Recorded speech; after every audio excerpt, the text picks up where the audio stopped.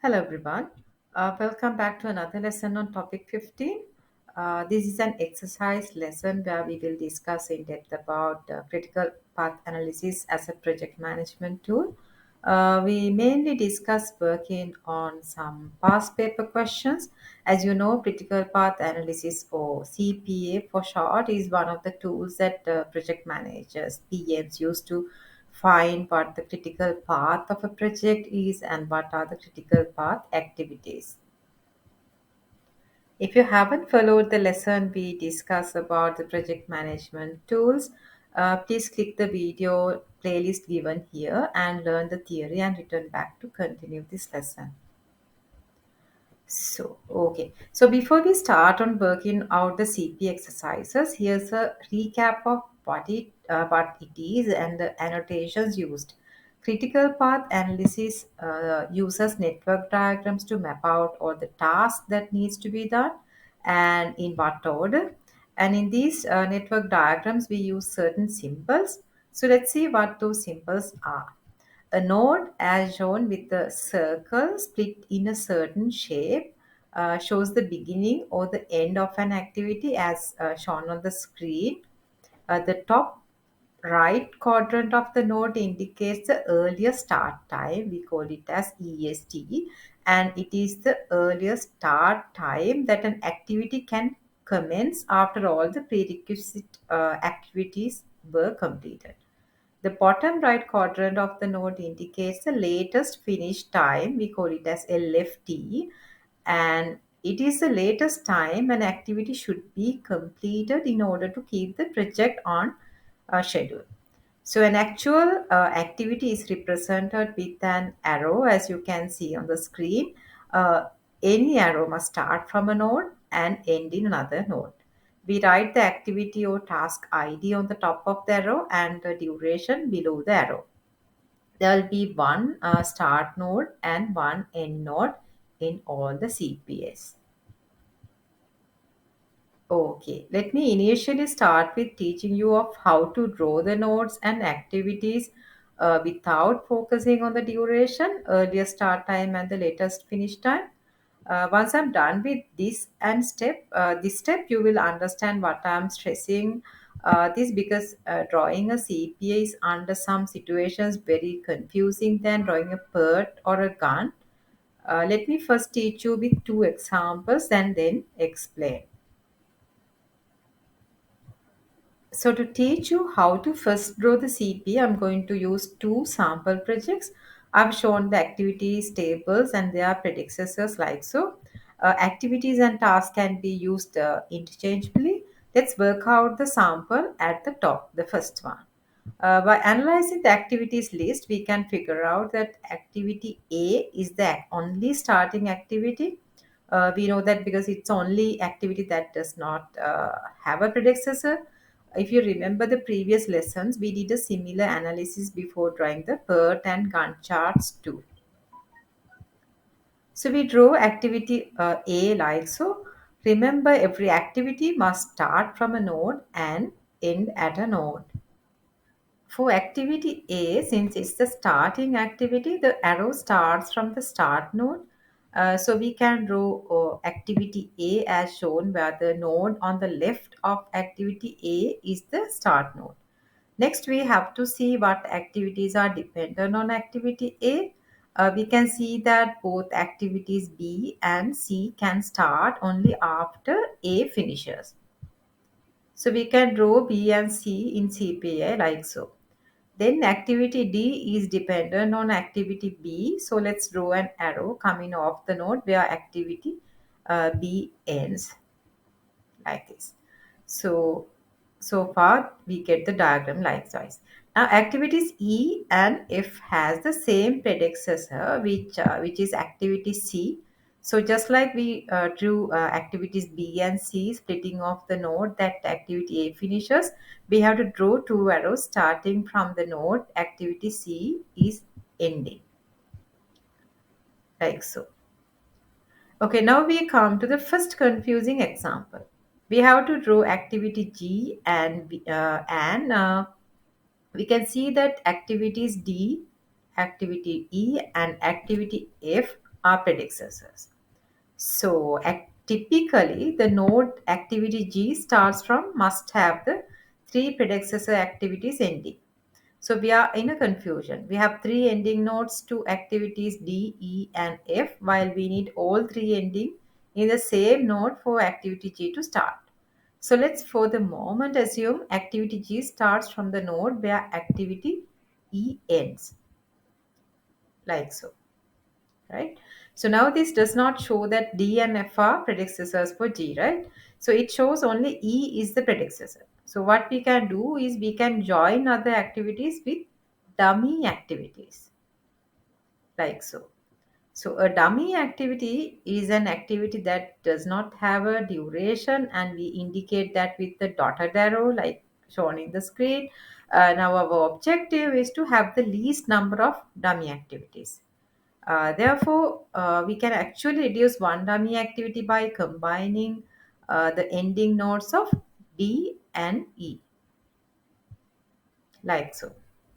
Now, you must be wondering why we cannot remove the remaining dummy activity and point F also to the node that D and E ends. The reason is that in that situation, E and F would start on the same node and end in the same node. We can't do that in CPA. So two activities cannot share the same start and end node combination. So we that's a rule. So we have to connect either E or F using a dummy node before G can start. Now there's another condition to consider when deciding to which activities we need to introduce a dummy node when two or more activities starts from the same node and would potentially end on the same node. It's the durations of each activities or the time taken to complete. As a rule of thumb, the activity that has the highest duration must be the one that is drawn without a dummy activity, while every other activity must route through a dummy activity. So in the example here, since we don't have efforts of each activity, I have assumed that the time taken by activity E is higher than activity F. So E is connected directly to the node G starts while F is connected through a dummy activity. You will understand this when we do the second past paper question in this lesson and deal with durations of activities. Now, what is left is drawing last activity, which is activity H. Since activity H is the last activity, the arrow of H points to the end node of the CPA. Since activity H is the last activity, the arrow of H points to the end node of the CPA, and then the last thing we need to do is to number uh, each node in a way that each arrow points from a lower numbered node to a higher numbered node. So I will do it this way. We can use the node numbers as an alternative to describe the activity as a uh, number. For example, A's ij. For example, A's number is 1, 2, and B's number is 2, 3, and D's number is 3, 6, and so on. Coming back to the reason why F goes through node 5 to node 6 is that if we draw E and F from node 4 to node 6, then there will not be a unique number for E and F, and that is wrong as per the CPA rules. Let's now go to the second example below. The second example on the screen. We can observe that activities A and B are starting activities since they don't have uh, any dependencies. So we draw activities A and B like so, starting from the start node ID 1. We can now see that C and D can start after A. So we draw C and D splitting from node ID 2. Like so. Activity starts from the node that B end, and activity F starts from the node that D ends. So we draw those like so. Now we have only activity G to be drawn, and it is dependent on both B and C. You can see that B and C ends in two different nodes with IDs 3 and 5 respectively. We cannot simplify this by combining activities B and C to end in a single node 2 because activity E is dependent only on B while G is dependent on both B and C. Therefore, we have to draw activity G to start from node 5 while a dummy activity needs to connect node 3 to node 5 to indicate that B is a predecessor to G as well, like so. So this sort of concludes placing all the six activities on the CPA, but we are not complete yet with the CPA diagram. We can see that activities E, F, and G are the ending activities, but they all end in separate nodes. Our rule in CPA is that you start with one start node and you end with one end node. So we must correct our diagram to have a single end node. The diagram looks like this once we correct our mistake. Now our second CPA diagram is complete. Again, we need to number each node so that an activity starts from a node with lower number and ends at a node with higher numbers. So I think you all are now confident in drawing the nodes and activities of a CPA. I have used two confusing examples here with the need to place dummy nodes. The questions you get may or may not include dummy nodes. So if you can figure out from the above two examples the only situations that dummy activities are needed, uh, we can consider two situations. One, when there are two or more activities start with same predecessor and ends as dependencies for another commonly activity. That's one scenario. And also another situation is when single activity is a predecessor for more than one activity, while those child activities may have different other activities are predecessors to individually.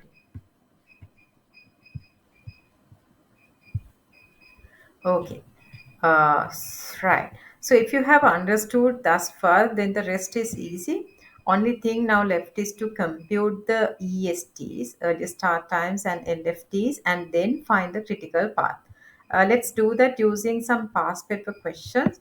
I couldn't find questions that asked for CPA, but I have used the two questions that asked to draw Gantt charts. I used these two questions in the Gantt chart drawing lesson as well. I believe you will be able to compare the two techniques and see that both will give you the same critical path as the outcome. Okay, so let's get started. I've here the last year, June 2023 exam paper, question number 2. It says an engineering company is moving its computer center to new premises and must ensure that all its data will be available at the new location. Part A, the project manager has drawn up this task list for the move. Okay, so this is the task list with notes, and as we did in the Gantt chart lesson, let's write down the predecessors as the last column using your pencil. Okay, like this.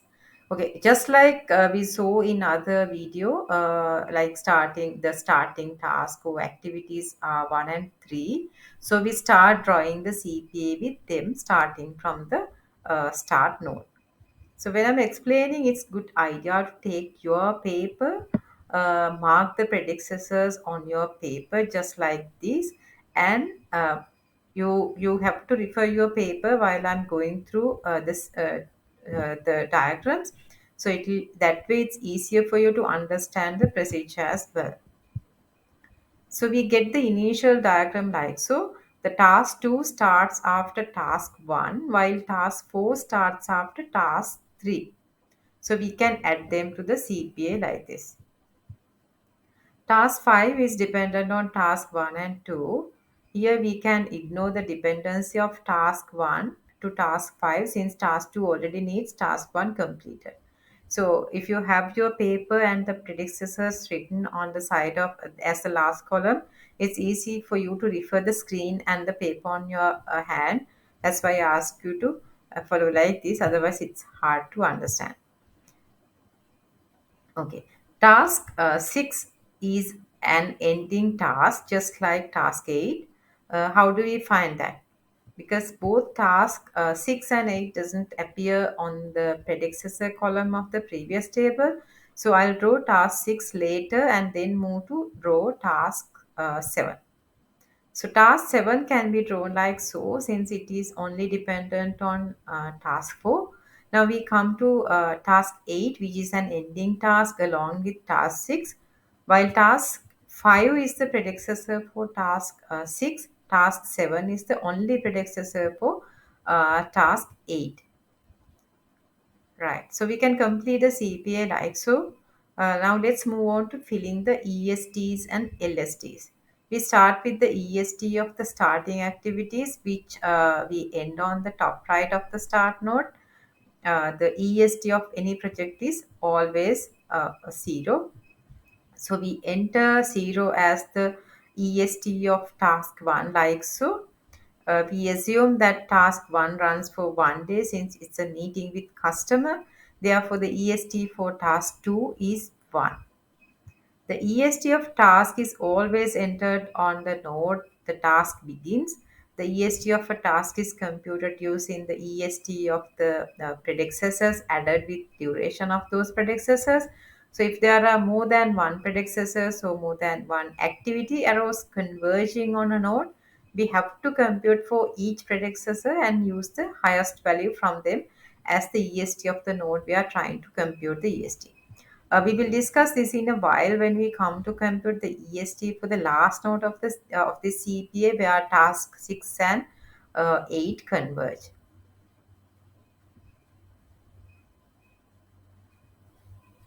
Right. So using same logic, we have now completed the ESTs of all the tasks but has to compute the EST of the ending node. The ESTs on the ending node is in fact the earliest possible completion time of the entire project. To compute the ESTs of ending node, we have to compute ESTs from both parts of the diagram and take the largest. Task 6 does not take any duration. It starts on the 15th July and ends on the same day. So the ESTs from the top path is 7 days since EST of task 6 is computed as 7. The task 8 needs 2 days to complete. Therefore, the possible EST from the bottom path is 8 plus 2, which is 10. Therefore, the higher value from 7 and 10 is 10. So that's why we have written 10 on the screen at the last node as 10 in red. Therefore, the project will run in total for 10 days and 10 must be entered as the EST of the ending node as shown on the screen. Next is to fill in the LFTs and we start with entering the LFT of ending node. We copy the EFT of the ending nodes as the LFT of it like so. You can see on the diagram. Then work out way backwards until the start node. Working backwards since duration of task 6 is 0, the LFT of task 5 is also going to be 10. We compute that by deduction of duration of the task from the LFT of that task. The LFT of a task is found at the task pointing node or the task ending node. Task 8 takes 2 days, and since LFT of task 8 is 10, the LFT of task 7, which is the predecessor of task 8, is 10 minus 2, which is 8 days. We enter these values like so on the respective nodes. And we work backwards to enter the LFTs of the rest of the nodes except the start node like so. I have filled on the screen. The easiest way to find the LFTs of start node is to just enter 0 because a project cannot start later than the first possible day, but we can compute the LFT of start node using the LFTs of task 1 and task 3 as well. Task 1 runs for 1 day and its LFT is 4. So LFT of start node is possibly a 3 from the top root. Then from the bottom root, the duration of task 3 is 2 days. And since the LFT of task 3 is 2, we get a 2 minus 2, a 0 from the bottom root. So when there are more than one task splitting from a node, we need to always take the lowest LFT we compute from every root. In this example, out of possible 3 and 0, we have to pick 0 since it's the lowest. Once we have the ESTs and LFTs completed, it's very easy to find the critical path and the critical activities. The critical path is the path that has the same values for the ESTs and LFTs of each node. So finally, the nodes as well, and that completes our first full CPA answer. I have colored the critical path in red arrows. Moving on to the next question now. It's question number 3 from 2021 October exam paper. Uh, Okay, the question reads as so: a garage customizes cars. For example, customization might add different effects on the paintwork, change the wheel size, install an entertainment system. When a customer books a customization with the garage, the staff opens a new project. This task list has been completed for a customization project. Okay, the task list is given as so, and like we did in the Gantt chart lesson, I have marked the predecessors as the last column. You can do it using your pencil on the exam paper. From this, we can find that starting activity is task 1 and ending activity is task 7. So here's the complete CPA with critical path marked in red arrows. Please note I have drawn the task 6 and 7 vertically because I didn't have enough screen space. But you must not draw it like this and always draw left to right. Pay attention to the dummy activity introduced from node 4 to node 5. You need to be cautious of to what activity you will place the dummy node. If you introduce the dummy activity other way around, that is to ending node of task 4, then we will have an issue in computing critical path because the slack time of task 3 will not reflect on any node in the CPA. So that's it for this lesson. I hope you learned how to do a CPA properly now. If you didn't understand, it's the best thing is to get the paper, do it on your own, pause the video whenever you want, and follow the instructions. That way it's easy for you to learn. Okay, then I'll stop for now. Good luck, and you will see. I will see with you another lesson soon. Thank you.